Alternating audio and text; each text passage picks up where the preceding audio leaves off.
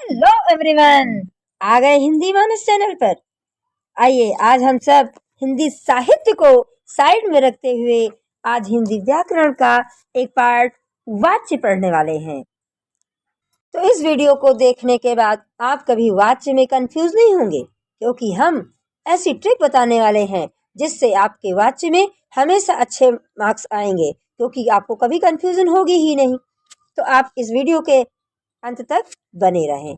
आइए शुरू करते हैं वाच्य की परिभाषा से। जैसा कि वाच्य का शाब्दिक अर्थ होता है भाषा को बोलने का ढंग, क्रिया के जिस रूप से यह ज्ञात हो कि वाक्य में क्रिया का विधान कर्ता, कर्म या भाव में से किसके द्वारा किया गया है, किसकी प्रधानता है, उसे ही वाच्य कहते हैं।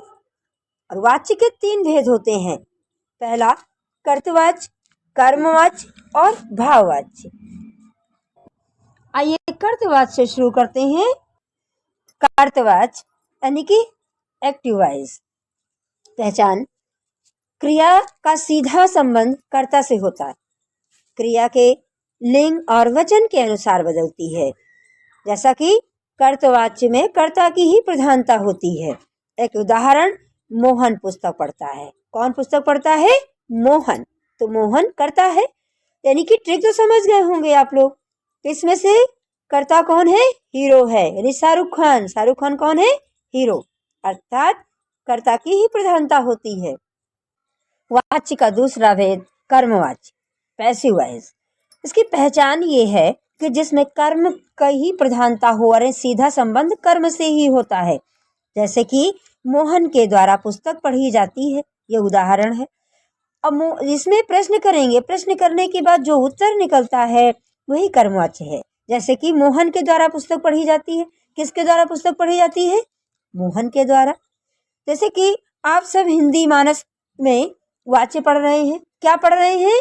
वाच्य पढ़ रहे हैं। तो वाच्य का पढ़ना ये क्या है? कर्मवाच्य कहलाता है। इसका तीसरा भेद भाववाच्य, इंप्रेशनल वॉइस। इसकी पहचान क्या है? नाम से ही पता चल रहा होगा बच्चों। जैसा कि भाव प्रधान है, इसमें मुख्य क्या है? भाव, फीलिंग। हमारे कुछ बच्चे ऐसे होते हैं, कुछ लोग ऐसे होते हैं जो भावुक होते हैं। ऐसा कुछ दृश्य उनके सामने आता है, ऐसी कोई सीन आती है जिससे वो भावुक हो जाते हैं। उसी प्रकार इस वाच्य में समझने के लिए जो ट्रिक है वो केवल भाव यानी फीलिंग। जैसे कि एक एग्जाम्पल अगर हम ले लें, उदाहरण ले लें, तो मोहन से चला नहीं जाता। ठीक है, इसमें क्या है? नहीं जाता। तो अगर इसके ट्रिक के माध्यम से समझना चाहें, इसका ट्रिक क्या है कि जब हम प्रश्न करेंगे, प्रश्न का उत्तर नहीं आएगा, वही उसी ट्रिक से हमें इसको निकालना है। तो ये समझ जाना है कि ये भाववाच्य है।